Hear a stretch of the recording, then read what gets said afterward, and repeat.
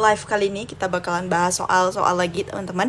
Tapi kayaknya bakalan lebih dominan ke KB ya teman-teman ya. Bakalan lebih dominan ke KB untuk soal-soalku live malam ini teman-teman. Assalamualaikum, waalaikumsalam Kak Rahayu. Ini teman-teman masih pada semangat nggak nih untuk persiapan belajarnya? Masih semangat kah? Semoga semangat terus ya teman-teman biar dapat nilai yang bagus ya kayak gitu. Jadi kalau kalian misalnya males-malesan nanti hasilnya nggak memuaskan. Kalau hasilnya nggak memuaskan nanti kalian sedih, kemudian pastinya kecewa ya teman-teman kalian yang lain lulus tapi kalian nggak lulus gitu. Bahkan ada juga yang nyalahin aku teman-teman. Nah, sebenarnya itu balik lagi ke pribadi masing-masing ya. Tergantung lagi gimana semangatnya dia, kemudian gimana cara belajarnya dia, seperti itu. Metode belajar yang dia gunain ya, itu balik lagi ke pribadi masing-masing. Jadi aku di sini tugasnya cuman sebagai tutor aja buat kalian yang membantu. Paling di sini peran aku sekitar ya 10% lah ya. Selebihnya itu sama diri kalian sendiri, teman-teman. Kayak gitu. Menyala kak. Oke, siap Kak Binian Gemini. Kapan P3 ya kak ya? P3K kayaknya diundur ya teman-teman. Soalnya kalau CPNS tuh diundur. Kemungkinan P3K juga diundur ya. Kayak gitu. Dan belum ada info lanjutan sih dari Permenpan RB-nya. Aku cek-cek di Instagramnya belum ada info terbaru sih. Untuk itu. Ya, metode belajar gimana kak biar maksimal? Oke, sebenarnya balik ke pribadi masing-masing ya teman-teman ya. Kalau aku sih belajar lebih suka bisa kelompok, bisa juga secara individu. Tapi biasanya aku lebih suka individu ya, karena aku nggak suka berisik teman-teman ya, anak-anak introvert. Jadi aku biasanya kalau belajar itu suka di YouTube ya, kemudian di buku dan yang paling bagus sih menurut aku yang sering latihan soal teman-teman, latihan soal, kemudian pembahasannya kita pahami. Seperti itu. Kalau misalnya ada soal yang kita nggak paham, kita langsung cepet-cepet cari materinya. Nah, biasanya di situ nanti lengket tuh hal yang tidak kita tahu, teman-teman. Salah satunya sih bisa cara kayak gitu ya. Kalau aku berdasarkan tahun sebelumnya, itu aku kayak gitu cara belajar aku, teman-teman. Dan juga pakai jadwal ya. Misalnya sehari itu berapa kali. Kalau aku dulu sehari belajarnya mulai subuh, kemudian aku lanjut lagi itu pagi sekitar jam 9 atau jam 10, terus siang aku lanjut lagi, sore aku belajar, malam sebelum tidur juga aku belajar teman-teman. Itu waktu aku persiapan tes CPNS tahun sebelumnya. Oke ya, seperti itu teman-teman kurang lebih. Tapi balik lagi ya, senyamannya kalian aja kayak gitu. Tapi jangan saking terlalu nyaman jadi sampai males ya kayak gitu teman-teman. Oke, lanjut ya ke soal nomor 1. Seperti biasa, malam ini bakal ada 10 soal. Nah, ini dia soal nomor 1 teman-teman.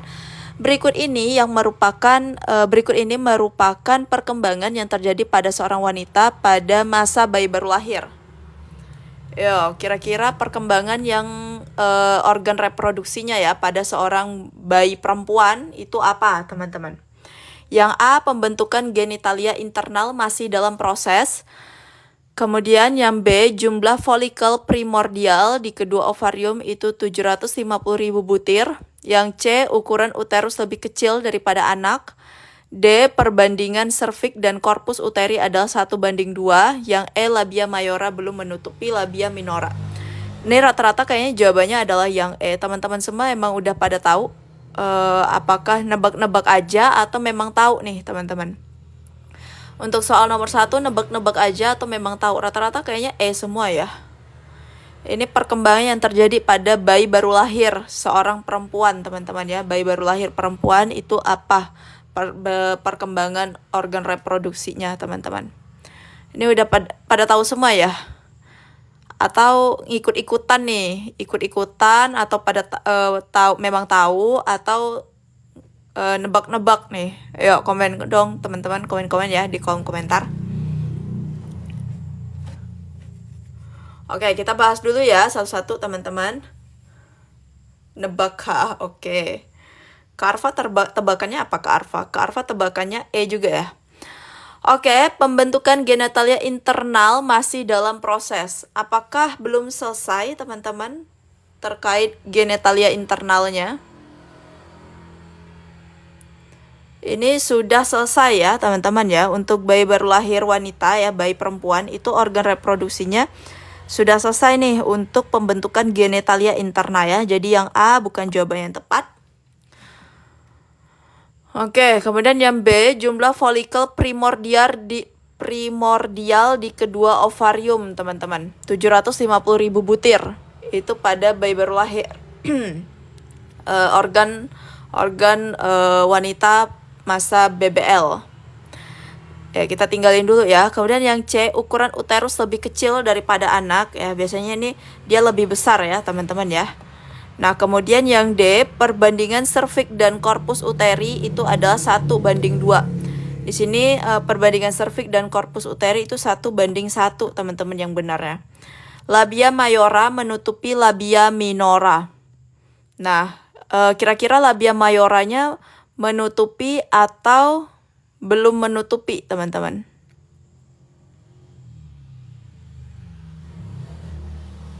Labia mayora belum menutupi labia minora.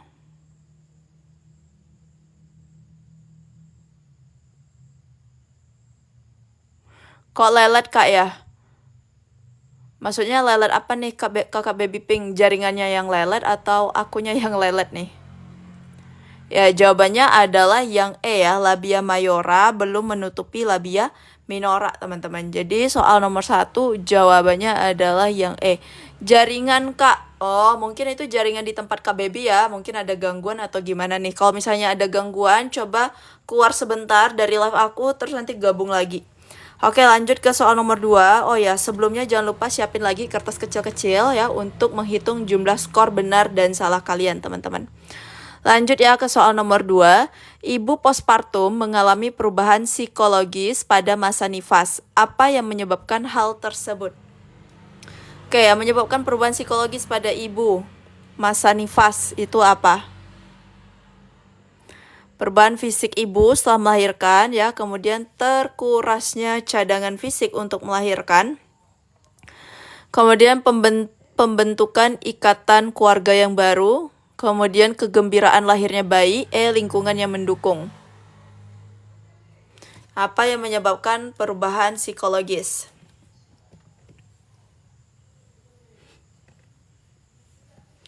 Perubahan psikologis ibu, teman-teman. Ya, psikologis ibu tuh ada yang, makanya ada adaptasi psikologis ya, yaitu taking in, taking hold, dan juga letting go ya, teman-teman ya. Nah, itu salah satunya penyebabnya adalah dari perubahan fisik juga. Perubahan fisik ibu setelah melahirkan ya. Kadang kan kalau misalnya apalagi mulut-mulut tetangga ya, teman-teman, biasanya ibu-ibu nifas tuh kan ada yang badannya jadi melebar ya, payudaranya juga membesar ya. Jadi postur badannya itu jadi jelek banget.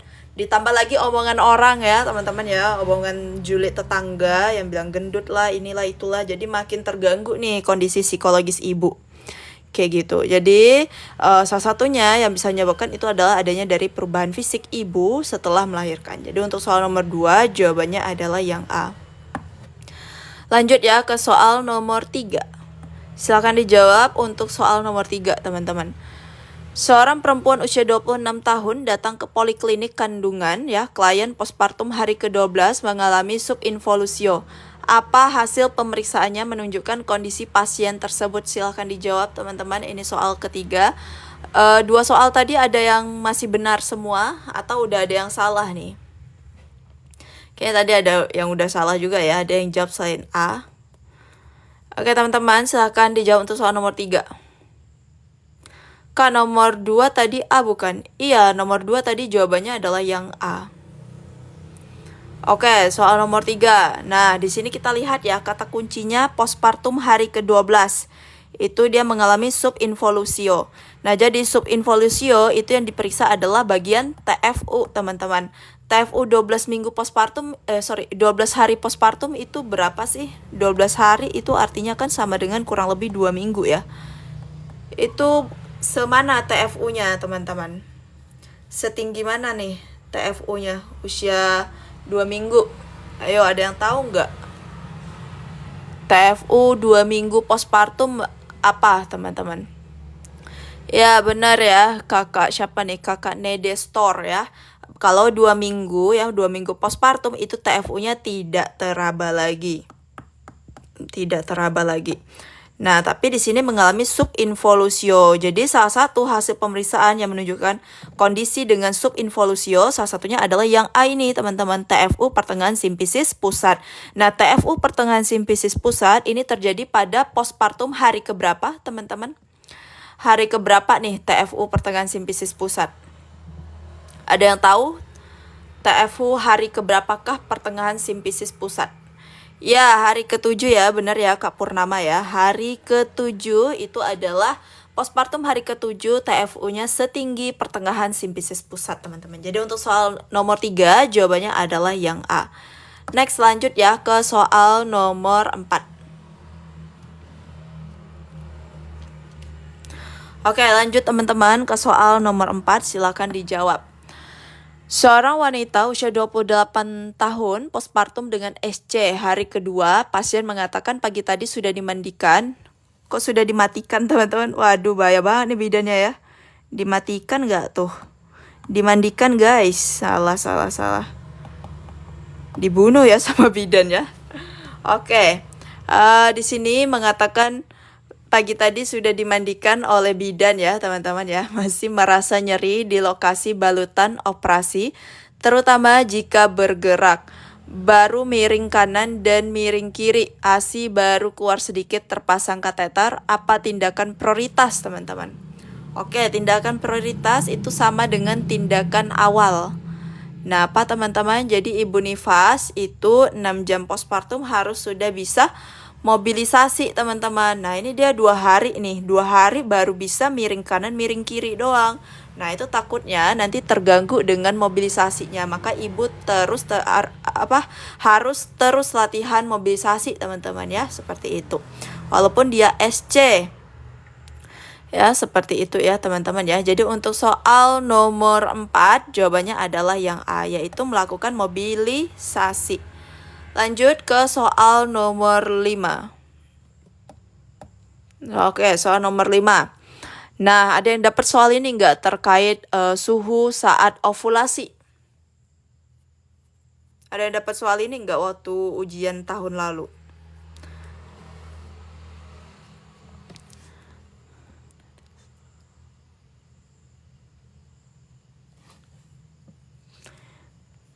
Kak Ina Nestor baru bergabung live. Kak Ina Nestor nih kayak nama ini ya, nama apa? Nama apa tuh namanya tuh bagian pemusnahan limbah jarum. Iya nggak sih, atau aku yang salah nih? Lanjut ya ke soal nomor 5. Enggak Kak, oke sip. Seorang ibu usia 27 tahun. Oh iya benar, inseminator, ya ampun. Rada mirip-mirip guys, sorry ya Kak Ina ya. Oke, soal nomor 5. Seorang ibu usia 27 tahun belum memiliki anak, pendidikan sarjana meminta penjelasan tentang metode suhu basal. Maka Anda akan menyampaikan bahwa suhu basal adalah temperatur tubuh dalam keadaan istirahat sepenuhnya dan saat ovulasi suhu akan meningkat, teman-teman. Nah, jadi saat ovulasi suhu itu akan meningkat berapa derajat Celcius?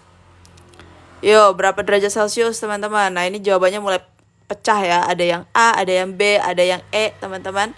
Oke, jadi saat ovulasi itu terjadi peningkatan suhu sebesar 0,5 derajat Celcius sampai dengan 1 derajat Celcius ya. Jadi jawabannya adalah yang D. Lebih dari 0,5 derajat Celcius, teman-teman ya. Ini adalah suhu saat ovulasi ya, meningkat sekitar 0,5 derajat Celcius sampai dengan 1 derajat Celcius. Jadi untuk soal nomor 5, jawabannya adalah yang D. Next ke soal nomor 6. Sampai soal nomor 5 tadi ada yang benar semua nggak? Ada yang benar semua kah? Salah. Semangat guys ya, walaupun salah. Diingat-ingat lagi tuh suhu ovulasi berapa ya, jangan sampai lupa. Takutnya nanti kalau misalnya keluar kan udah tahu ya. Kalau misalnya lupa ya sayang banget sih. Lanjut ke soal nomor 6. Salah 1 Kak, salah 2 Kak. Oke, sip. Lanjut soal nomor 6 guys. seorang aseptor KB suntik itu menggunakan yang 1 bulan datang ke klinik KB dan menyatakan ingin berhenti karena merencanakan untuk memiliki anak. Ibu tersebut bertanya kapankah ia akan kembali masa suburnya. Nah, kapan nih masa suburnya bakal kembali, teman-teman? Masa subur itu kembali kapan? Kalau nggak salah aku udah pernah bahas ya pada live kemarin terkait masa subur itu kapan. Kapan kembalinya masa subur setelah menggunakan alat kontrasepsi, teman-teman. Ataupun misalnya pasca abortus ya, itu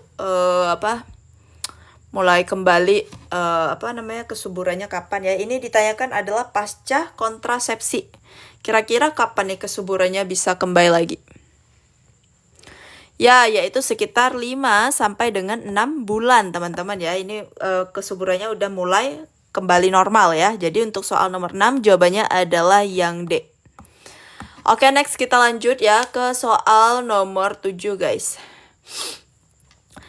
Nah, ini dia soal nomor 7. Seorang ibu datang ke klinik KB sudah mendapatkan penjelasan ibu tersebut mengenai ingin menggunakan alat kontrasepsi IUD.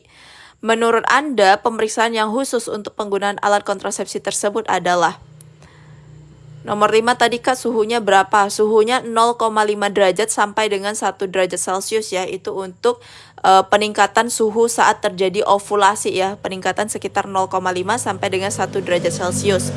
Oke teman-teman, ini kira-kira pemeriksaan khusus untuk penggunaan IUD apa?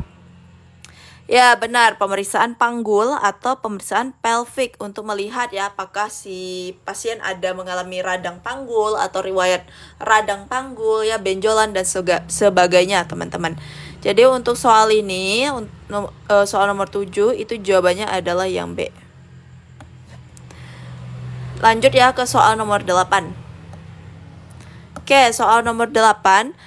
Seorang wanita usia 45 tahun itu menikah, memiliki 4 orang anak ya, menyatakan sudah tidak ingin memiliki dan sudah membicarakannya dengan suami dan memutuskan untuk menggunakan tubektomi dan minta penjelasan tentang cara kerjanya. Sebagai bidan yang bertugas, maka Anda menyampaikan bagaimana cara kerja tubektomi, teman-teman.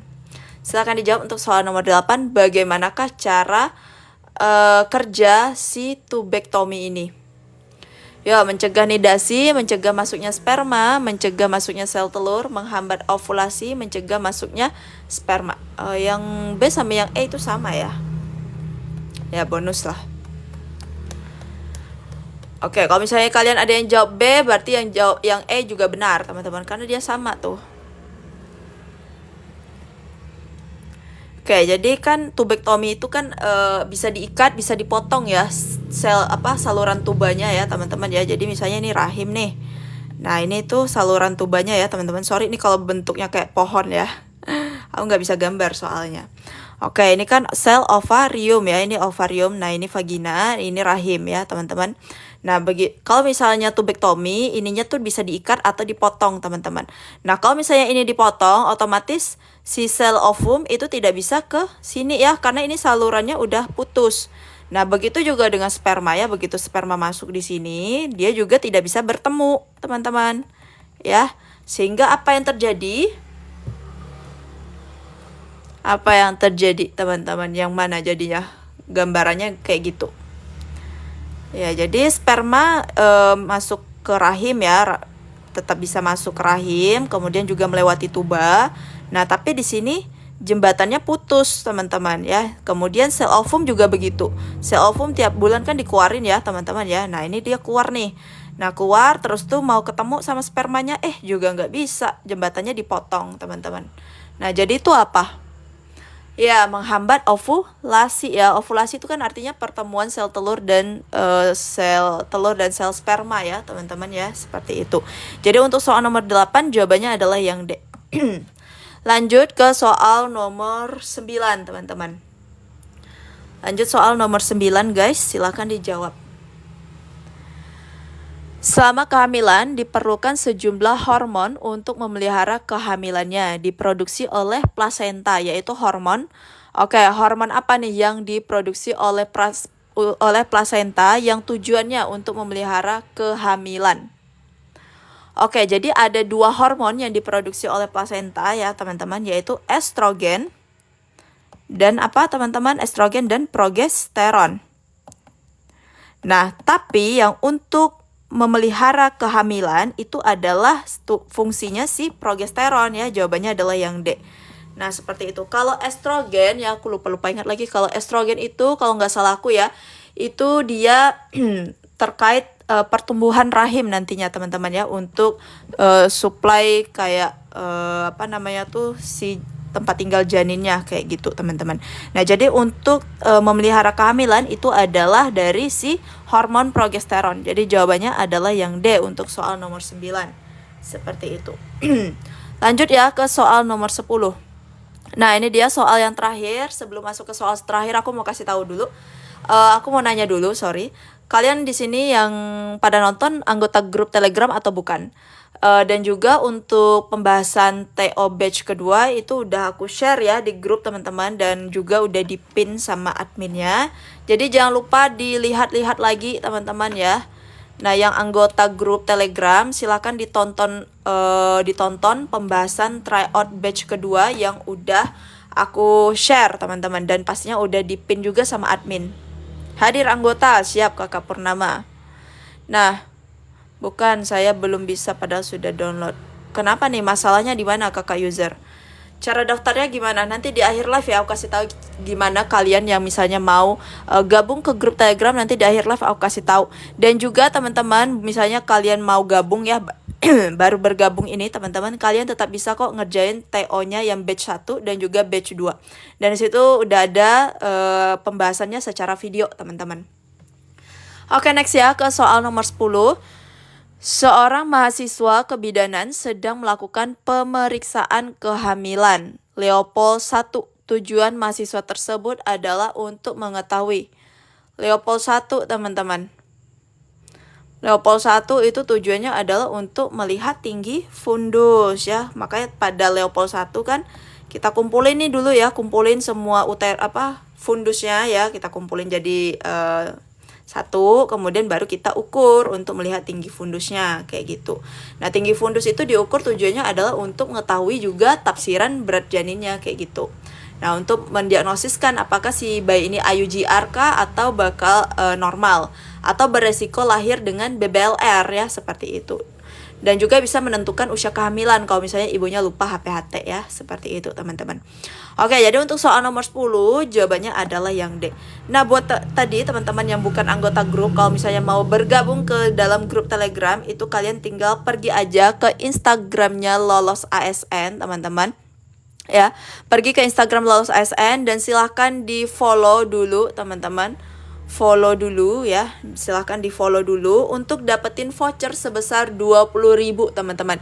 Nah, jadi di sini aku punya ebook 2024. Jadi kalau misalnya kalian order ebook 2024 di live aku ya, dan setelah di follow itu kalian bisa dapetin potongan sebesar 20.000. Harga normal 120.000, jadi 100.000 aja. Nah, selain ebook kalian tadi dapetin grup Telegram yang udah aku sampaikan. Di grup Telegram itu ada soal kuis setiap hari Senin sampai hari Sabtu, pembahasan juga full dengan video.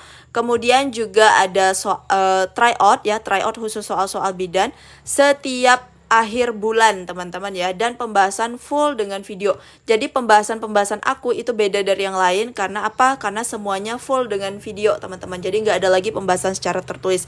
Dan aku rasa ini cukup murah banget ya. 100.000 kalian udah dapetin ebook tahun 2024, itu berlaku seumur hidup ya. Kemudian kalian juga dapetin grup Telegramnya, itu berlaku sampai selesai ujian teman-teman. Jadi silahkan pergi ke Instagram Lolos ASN ya, di follow dulu. Kemudian kalau kalian mau order silahkan klik link WhatsApp admin di sini ya teman-teman ya. Yang mau order silahkan klik di sini. Oke teman-teman, besok kita lanjut lagi live aku ya, sebagai janji hutang aku semalam yang tidak jadi live ya karena sibuk banget, jadwal aku padat guys. Oke, segitu aja dari aku. Terlebih kurang aku mohon maaf. Thank you so much buat kalian yang udah nontonin live aku, dan ya thank you. Sampai jumpa besok. Bye bye.